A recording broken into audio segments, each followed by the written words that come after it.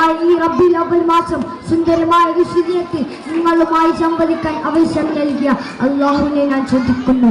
അൽഹംദുലില്ലാഹ്.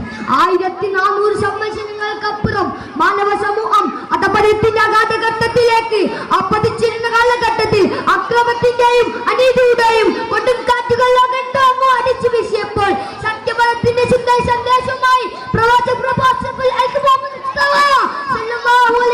അറേബ്യൻ മണ്ണിൽ ആഗതരായി. ജനസമീപത്തിന്റെ പല മഹാത്ഭുതങ്ങളും ദൃശ്യമായ രാവിലത്തെ ചരിത്രം ചാർത്തുന്നു.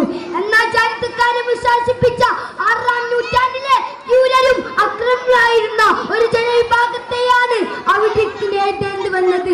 തന്റെ രക്തത്തിൽ പിറന്ന കുഞ്ഞ് പെൺകുട്ടിയാണെന്നറിഞ്ഞാൽ അവരുടെ മുഖം വികൃതമാക്കുകയും നിഷ്കളങ്കിയായ ആ ചോര പൈതലിനെ ജീവനോടെ കുഴിച്ചു മൂടുകയും ചെയ്തിരുന്നു.